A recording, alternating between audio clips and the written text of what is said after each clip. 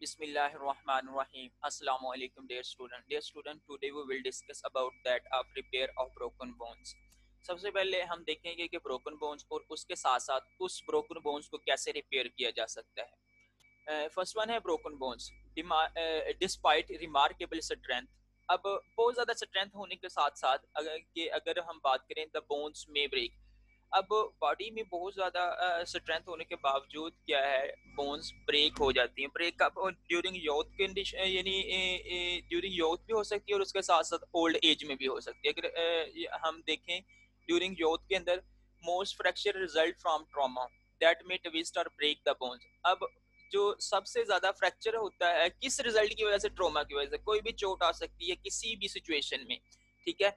तो इस चोट के दौरान क्या हो सकता है कि जो बोन्स है ट्विस्ट मुड़ सकती हैं और उसके साथ साथ ब्रेक हो सकती हैं। The bones such as sports injury. अब ये जो ट्रॉमा आ चुका है या बोन ट्विस्ट हुई है और उसके साथ साथ ब्रेक हुई है, तो ये कब हो सकती है? स्पोर्ट्स इंजरी हो सकती है, आप खेलते हुए कोई इंजरी हो सकती है, यानी खेलते हुए कोई भी चोट लग सकती है। ऑटोमोबाइल एक्सीडेंट और उसके साथ साथ कोई भी व्हीकल के दरमियान कोई भी एक्सीडेंट हो सकता है। जहां रश हो वहां एक्सीडेंट पॉसिबल हो सकता है, ठीक है। ये गाड़ियों की वजह से जो एक्सीडेंट होता है, ऑटोमोबाइल एक्सीडेंट हो सकता है। और उसके साथ साथ फॉल्स, यानी आप किसी भी सिचुएशन में गिर सकते हैं, चलते हुए गिर सकते हैं या आप कहीं भी किसी भी सवारी के ऊपर गिर सकते हैं। तो इन तमाम का नतीजा क्या होगा कि जो बोन्स हैं वो ट्विस्ट हो जाएंगी और उसके साथ साथ ब्रेक हो जाएंगी। कब होंगी ये? During youth condition. In old age, अगर हम ओल्ड एज की बात करें, bones become thin and weak. अब ओल्ड एज के दरमियान क्या है, बोन्स जो है वो थिन हो जाती हैं और उसके साथ साथ वीक हो जाती है, कमजोर हो जाती हैं, पतली और कमजोर हो जाती हैं, ठीक है। And hence fracture occur more frequently. अब जो फ्रैक्चर है इधर क्या होगी, मोर फ्रिक्वेंटली होगी, यानी इजीली हो सकती है, ठीक है। तो मसलसल हो सकती है क्योंकि बोन्स हो क्या चुकी हैं कि थिन हो चुकी हैं और वीक हो चुकी हैं, जिसकी वजह से बोन फ्रैक्चर इजीली हो सकता है। कब? इन ओल्ड एज। अब ट्रीटमेंट ऑफ फ्रैक्चर। अब treatment of fracture two types का हो सकता है, यानी दो तरह से पॉसिबल हो सकता है। फर्स्ट वन है रिडक्शन, सेकंड वन है रीअलाइनमेंट, ठीक है। फर्स्ट वन है रिडक्शन, सेकंड वन है रीअलाइनमेंट, ठीक है। There are two types of reduction. अगर हम बात करें रिडक्शन की, टू टाइप्स हैं close reduction and open reduction. अब क्लोज रिडक्शन के अंदर फिजिशियन ने क्या काम करना है कि जो हड्डी टूटी है उसको हाथ के जरिए उस जगह पर फिक्स कर देना है, उसको क्लोज रिडक्शन कहेंगे। अगर हम बात करें ओपन रिडक्शन में, इस ओपन रिडक्शन में जो हड्डी टूट चुकी है उसको सर्जिकली क्या है, अलग कर देंगे सॉरी, सर्जिकली जब अलग कर दिया जाएगा तो उस जगह पर क्या है कि हम उसको इस जगह पर टांके वगैरह लगा देंगे। ये कौन सी कंडीशन होगी? यानी ओपन रिडक्शन, ठीक है। क्लोज रिडक्शन और ओपन रिडक्शन देख लेते हैं। In close reduction the bone ends are coaxed back to their normal position. Coax यानी जोड़ दिए जाते हैं किस पोजीशन पर? नॉर्मल पोजीशन पर, बाय फिजिशियन हैंड। अब इसमें फिजिशियन हैंड क्या, फिजिशियन जो डॉक्टर होता है उसने क्या काम करना है कि जो बोन्स ब्रेक हो चुकी उस बोन को कोक्स कर देना है, यानी उसको नॉर्मल पोजीशन पर लाकर उसको फिक्स कर देना है, बांध देना है। ये किसके जरिए होगा? फिजिशियन हैंड के जरिए, ठीक है। यानी हैंड के जरिए बोन्स को अपनी पहली वाली पोजीशन पर फिक्स कर देना है, ठीक है। उसको ये किस में होगा? क्लोज रिडक्शन में। इन ओपन रिडक्शन अब surgery is perform and the bones end are secured together with pins और वायर्स। अब इसके अंदर क्या है, ओपन रिडक्शन में जो बोन ब्रोकन हो चुकी है उसको बोन ब्रोकन को क्या सिक्योर करना है, किसके साथ? पिन्स के साथ और वायर्स के साथ। यानी पिन वगैरह टांके वगैरह लगा देते हैं, ठीक है। अब इसमें क्या है, जब बोन ब्रेक हो चुकी है उस बोन को पिन और वायर के साथ फिक्स कर दिया जाएगा। ये किस में किया जाएगा? ओपन रिडक्शन के अंदर। इसमें सर्जरी पॉसिबल है। After broken bone is reduce. अब क्या है कि जब बोन क्या है ब्रोक हो चुकी है, ठीक है, ब्रोक होने के साथ साथ रिड्यूस हो चुकी है, it is immobilised by a cast to allow the healing process. अब उस बोन को क्या किया जा सकता है कि इमोबिलाइज किया जाता है ताकि वो हरकत ना करे। फिर उसको क्या किया जाता है, एक प्लस्तर के साथ बांध दिया जाता है। कास्ट होता है प्लस्तर। अब इसके बाद उसको हीलिंग प्रोसेस के लिए छोड़ दिया जाता है कोई जो ब्रोन यानी जो बोन्स टूट चुकी है उसको इमोबिलाइज किया जाएगा, यानी उसको फिक्स पोजीशन पर रख कर क्या है उसको हरकत नहीं दी जाएगी। फिर उसको प्लस्तर के साथ कास्ट टू अलाउ यानी प्लस्तर के साथ बांध दिया जाएगा। फिर उसका क्या स्टार्ट हो जाएगा, हीलिंग प्रोसेस स्टार्ट हो जाएगा। ये किसके अंदर आएगा, रीलाइनमेंट के अंदर, ठीक है। Healing time is 8 to 12 week. अब हीलिंग टाइम कितना है, 8 to 12 वीक्स है, याद रखना। But it is much longer for large weight, लेकिन लार्ज वेट बेरिंग बोन्स, लेकिन ये जो हीलिंग टाइम है लार्ज वेट बेरिंग बोन्स का क्या है, ज्यादा हो सकता है। And for bones of elderly people, और उसके साथ साथ जो ये ज्यादा किन के में भी हो सकता है, एल्डरली पीपल में, एल्डर पीपल यानी बूढ़े लोगों के अंदर भी ये हीलिंग टाइम ज्यादा हो सकता है। क्यों हो सकता है, because of their poor blood circulation, क्योंकि उनके अंदर क्या है, उनकी हड्डियों के अंदर पोअर ब्लड सर्कुलेशन होती है। हमने कहा है कि हीलिंग टाइम 8 to 12 है, लेकिन उसके साथ साथ जो बोन्स ज्यादा वेट बेयर करती हैं, जैसा कि वर्टिब्रल कॉलम की बोन्स हैं, उनका जो टाइम है वो ज्यादा हो सकता है। और उसके साथ साथ ये टाइम यानी हीलिंग टाइम एल्डरली पीपल के अंदर भी ज्यादा हो सकता है, क्योंकि उनके अंदर, अब एल्डर पीपल के अंदर यानी बूढ़े लोगों के अंदर क्या है कि जो ब्लड सर्कुलेशन है वो वेरी पुअर है। अब बोन ब्रेक हो चुकी है, हमने बोन ब्रेक कहा कि इन यूथ है, और उसके साथ साथ यंग के अंदर बोन ब्रेक हो, इसका ट्रीटमेंट बताया। अब हम रिपेयर प्रोसेस देख लेते हैं। The repair process of a simple fracture takes place in 4 phases। अब जो रिपेयर प्रोसेस है क्या है, ये 4 phases के अंदर क्या है कंप्लीट होता है। इसका फर्स्ट 1 phases है हीमाटोमा फॉर्मेशन। अब हीमाटोमा फॉर्मेशन के अंदर क्या होगा, व्हेन ए बोन ब्रेक्स, जब बोन ब्रेक करेगी, the blood vessels in the bone itself and perhaps in surrounding. अब उस जगह पर ब्लड वेसल क्या है इकट्ठी हो जाएंगी इन सराउंडिंग और टॉन रिजल्ट इनटू हेमरेज। अब देखिए बोन ब्रेक जो हो चुकी है, अब उस जगह पर ब्लड वेसल्स क्या हैं वो भी इकट्ठी हो जाएंगी, उस जगह को सराउंड करेंगे, और उसके साथ साथ ये ब्लड वेसल भी क्या हो जाएंगी, ब्रेक हो जाएंगी। तो उसका रिजल्ट क्या होगा, हेमरेज। हेमरेज मेन होता ही है कि क्या है कि ब्लड वेसल्स का टूटना, ठीक है।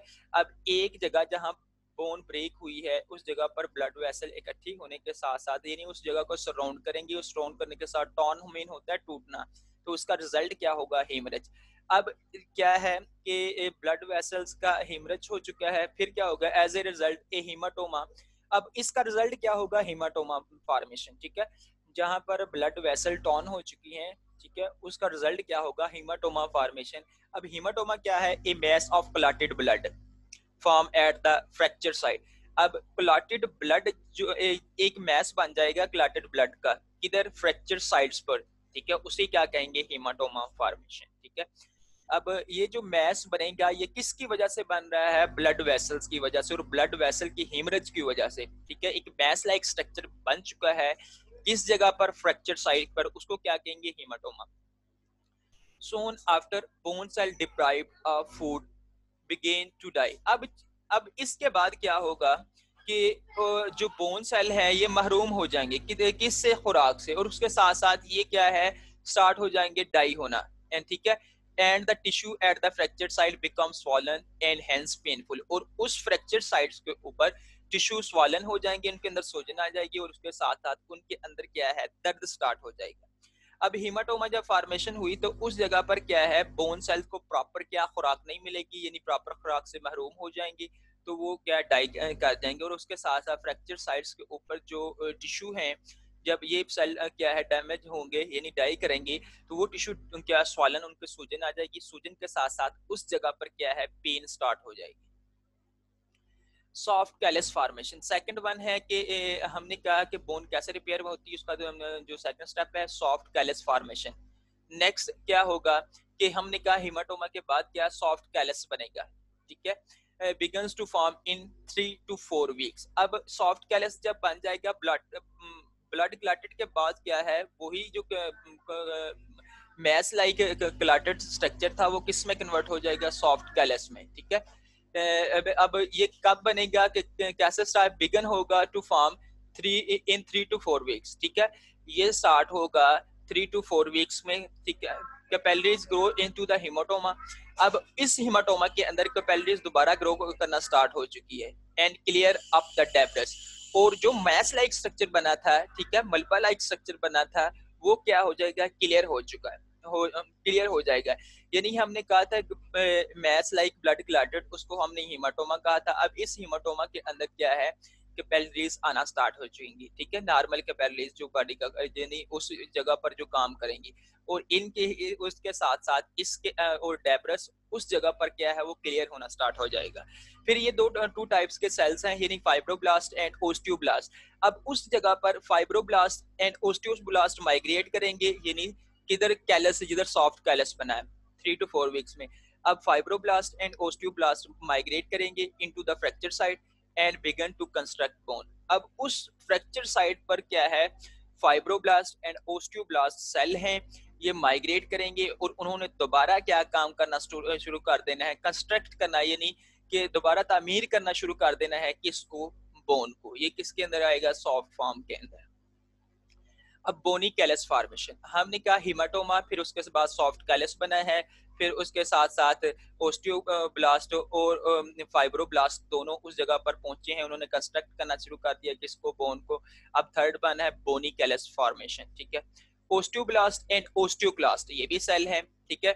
Osteoblast and osteoclast continue to migrate inward. अब ये माइग्रेट करेंगे इनवर्ड, किस इन जगह पर जहां पे क्या है फ्रैक्चर हुआ है, multiply rapidly and gradually convert the soft callus into the bony callus।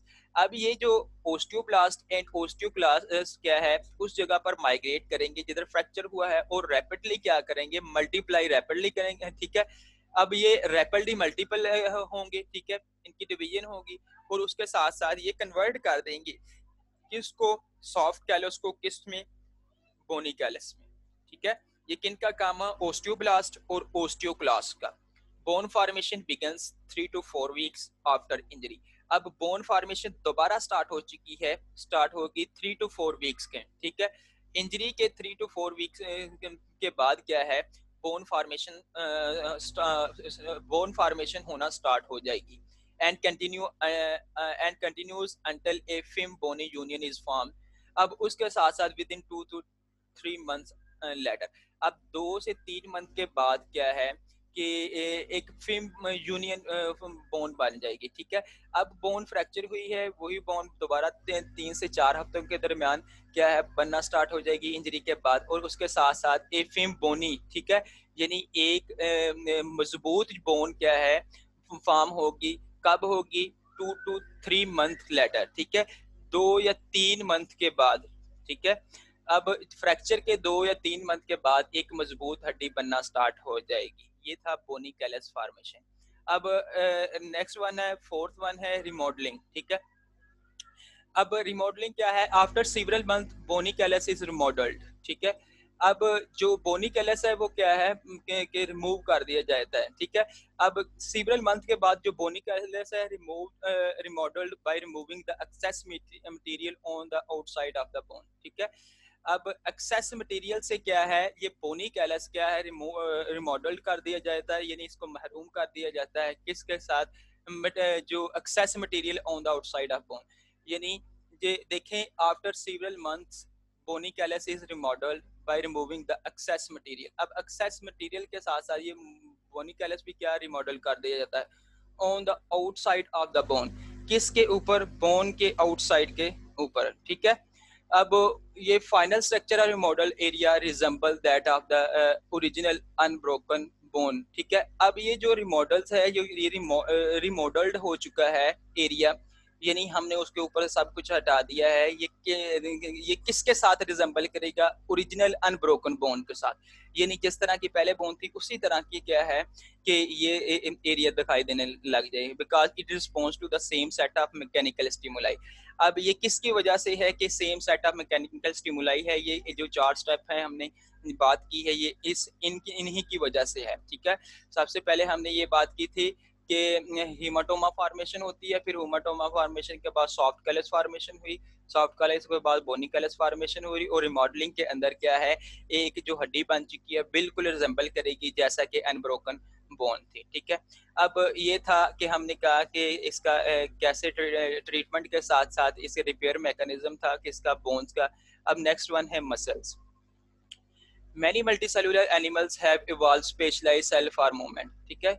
बहुत ज़्यादा मल्टी सेलुलर एनिमल्स जो इवॉल्व होते हैं वो स्पेशलाइज वो इवॉल्व होते हैं, ठीक है, स्पेशलाइज सेल फॉर मूवमेंट, और उसके साथ साथ इवॉल्व होने के साथ साथ स्पेशल सेल्स होते हैं किसके लिए, मूवमेंट के लिए। और these cells contain numerous filament of special protein actin and myosin। अब ये जो सेल्स मुश्तमिल होते हैं न्यूमरस फिलामेंट्स के ऊपर, ठीक है, वो numerous filament of special protein के होते हैं। वो स्पेशल प्रोटीन क्या होगी, एक्टिन एंड मायोसिन। अब ये सेल्स किस पर मुश्तमिल होंगे, न्यूमरस फिलामेंट पर, और न्यूमरस फिलामेंट किसके, स्पेशल प्रोटीन के होंगे। वो प्रोटीन क्या है, actin and myosin. The vertebrate possess 3 kinds of muscles. अब वर्टिब्रेट प्रोसेस करते हैं 3 kind of muscle, smooth muscles है, स्केलेटल मसल है, और उसके साथ साथ कार्डियक मसल है।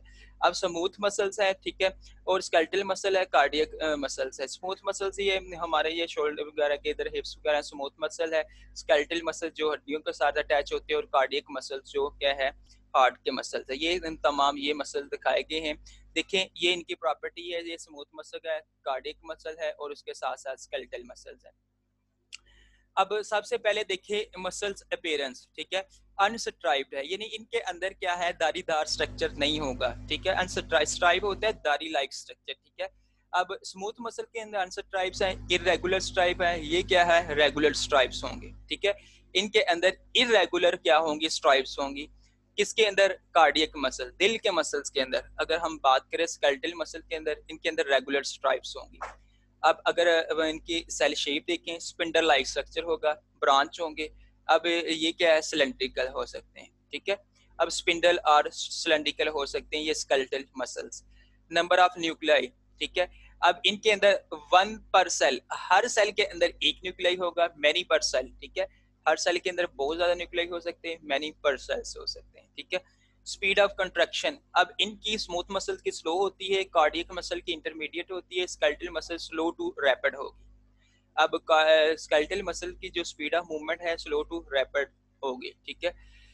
अब कंट्रैक्शन काज्ड बाय फंक्शंस, ठीक है। अब कंट्रैक्शन काज्ड बाय फंक्शन होंगे, देखें कि ये कैसे होंगे, स्मूथ मसल्स होंगे स्पॉन्टेनियस होंगे, यानी कि ये स्पॉन्टेनियस खुद ब खुद इनकी हरकत होगी। कार्डियक मसल्स भी क्या होंगे, स्पॉन्टेनियस होंगे, लेकिन स्केलेटल मसल क्या है, नर्वस सिस्टम की तरह के होंगे, ठीक है।